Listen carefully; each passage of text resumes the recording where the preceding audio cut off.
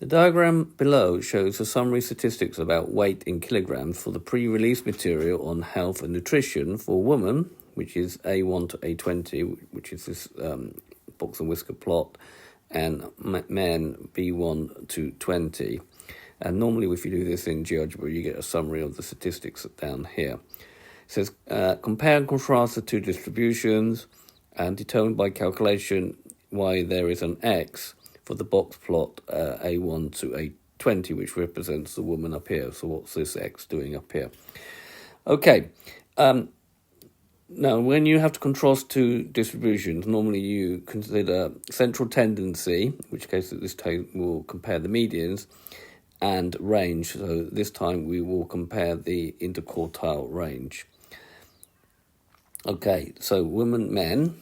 Okay, so we can definitely see that the median of the men is higher than the women. So you should quote some values from the statistics. So 81.45 is larger than the woman, which is 70.3.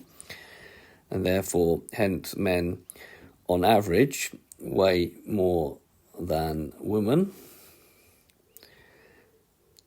And the second one we should do is now compare the range. So that means we would have to calculate the interquartile range. So IQR stands for interquartile range. So we take the upper quartile, which is 77.9 minus 59.03. And we're going to get 18.85 kilograms.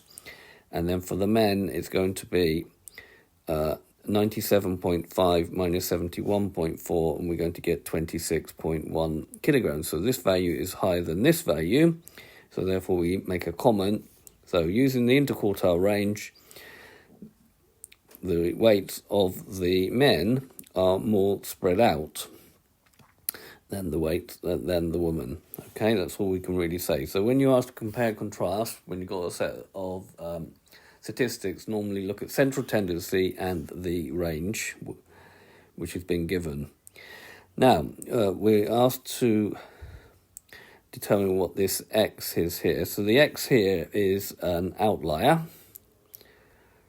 Okay, and for when you've given the data in terms of interquartile range, then the upper bound of this one will be Q3 plus 1.5 times the interquartile range for the woman, which was in this case 77.9 plus 1.5 times the interquartile range that we calculated for the woman in the previous part, which gives me 106.17. If we look at 106, it's roughly around here, we can see that this will be outside of that boundary. Now the lower one, you just change this to a minus and use Q1.